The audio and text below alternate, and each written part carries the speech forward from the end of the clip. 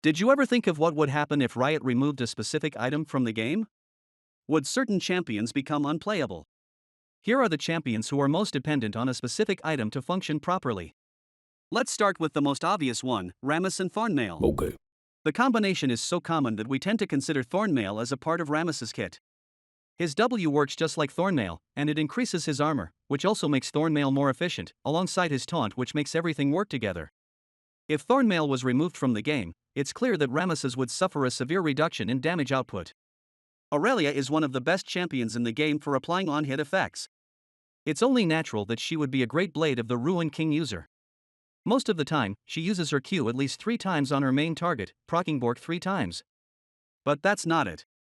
Minions typically tend to have high health and low armor, making Blade of the Ruin King's passive extremely effective into them, allowing Aurelia to kill them easily, and heal for a significant amount while resetting her Q's cooldown every time. If Blade of the Ruin King was removed, Aurelia would lack a way of one-shotting ranged minions with Q, she would also have very low sustain during combat, and her one-item power spike would be significantly weaker. Now let's talk about Sheen. This item is infamous for being the go-to option for champions who love short trades in lane.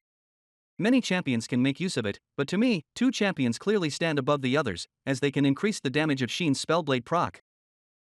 Camille possesses an ability that converts a portion of her next attack's total damage into true damage.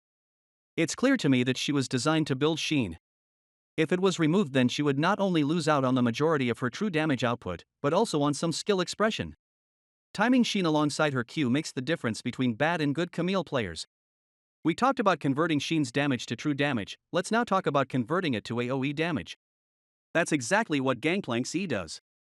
Sheen is mandatory for him to farm efficiently and generate more gold by one-shotting ranged minions with a barrel, to trade efficiently in laning phase, and to teamfight by being able to proc on multiple enemy champions.